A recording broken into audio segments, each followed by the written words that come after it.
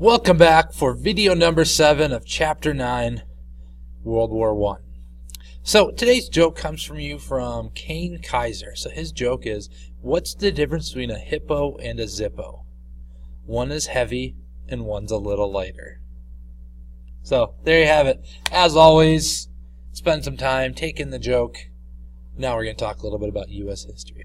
So we left off last time by talking about the United States and how we were victorious in the war, we won, but now what's going to happen afterwards? And Woodrow Wilson, being the president during the war, after it goes over to Europe, and he is now charged with the task of coming up with a treaty. So Woodrow Wilson comes up with this plan known as the 14 points, and the 14th point, which was what he thought the most absolute important, creating a League of Nations.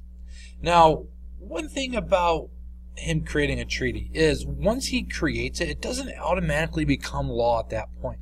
According to the Constitution, and the framers, when they wrote the Constitution, they thought that gave the president too much power. So because of that reason, the president has to write the treaty. However, the Senate has to approve it. And the U.S. Senate, they reject the treaty. They absolutely are not willing to give in on many of the different things. And Woodrow Wilson has a big uphill battle. And one of the things that Woodrow Wilson did that was probably, I shouldn't say probably, that was definitely not helping his cause. When he went to go and write the treaty, he did not invite any Republicans with him. He needed Republicans to support his treaty, but because he didn't bring them with, automatically they're going to be against it. And Woodrow Wilson doesn't really see that as an issue early on. He thinks, the people, they elected me. If they elected me, they want me to be the one to make the decision. They want me, again, to write this treaty. So he comes back and brings it to the Senate, and the Senate, really, they're going to be broken up into two different groups. And most of the groups are going to be against it. So the first one is going to be the irreconcilables. Now, they think the League of Nations is set up to create an alliance that is going to start another conflict. And the irreconcilables, they are not going to approve this treaty whatsoever. They're not even willing to amend it. They just think that the treaty flat out needs to be thrown away. Crumple it up, throw it in the garbage. It needs to be gone. So his fight really with them isn't going to be successful. They're not going to support him at all. And then the other group, you have the reservationists. And they were reserved about one major issue with the League of Nations, and that was war. Now, according to the charter in the League of Nations, if one of the countries involved in a war, and they're also in the League of Nations, every other country has to declare war as well. Now, according to the U.S. Constitution, again, the Congress is the one that has to approve a declaration of war. Now, yes, it's true. The president, they are the commander-in-chief of the military. They are the one kind of calling the shots. They can move troops around, and now, present law, they can move them for 60 days and have to be moved back after those 60 days if a declaration hasn't taken place. But the reservationists, by looking at the text of the League of Nations, they see that if, say, Great Britain declares war and we're in the League of Nations with them, then we also have to declare war. So that essentially takes the declaration of war completely out of Congress's hands. And a lot of people, I know we have a democracy, but a lot of people, once they have power, they don't want to get rid of it. So we have these two groups who are adamantly, they are against this new treaty. They're against Woodrow Wilson's 14 points. So Woodrow Wilson doesn't go to the Senate to argue. He goes to the American public. And this is a very, very difficult task for him. It is very stressful. And while he is petitioning to the American people, giving speeches day after day after day, he suffers a stroke. And after he suffers a stroke, he is completely isolated from the American public and the Senate. So his goal of trying to get the American people to support the League of Nations, he can't even get to them. So the Senate, they go and they vote on it 2 more times. They vote on it in 1919 and in 1920, and both times they pass it. Or excuse me, they strike it down. And the League of Nations, they begin without the United States. Now, this is looked at as the biggest failure for Woodrow Wilson. He was elected. He was in power during World War I. He was the president when we even won the war. He creates the League of Nations, but can't get American support. Now, talking about the American home front after the war. And again, we've talked about how the economy, it stimulated, the economy benefits so much from a war.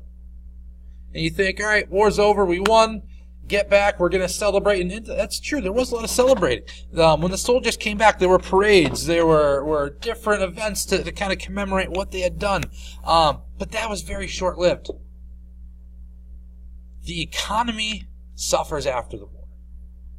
And it does this for a couple of reasons. The first thing was that prices, they were monitored during the war. When prices were monitored and employers were told that they have to keep prices low, well, as soon as 2 million soldiers come back home, talking about supply and demand, and they're not told what they're going to have to sell the good for, those prices, they're going to go way, way up.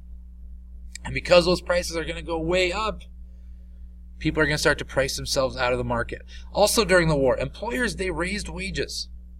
Which, yeah, that's a good thing. You know, if I were to ask you, do you want to get more money for your job, a higher hourly wage, 100% you're going to say, go for it. You want that. But employer raised wages so much during the war that it also increased cost of living, because once they realize that wages are going up and people have more money, these landlords, people who own these apartment buildings, hey, you're making more money, I can make more money off of it. So they try to profit off of it. So cost of living goes up, inflation wipes it away. Because that happens, businesses, they're starting to close their doors, and you know, they're not really being smart about this, so they keep raising prices of goods. If I can't sell 100 of something, I'll just double it and maybe I'll sell 50. That doesn't add up. That doesn't make sense.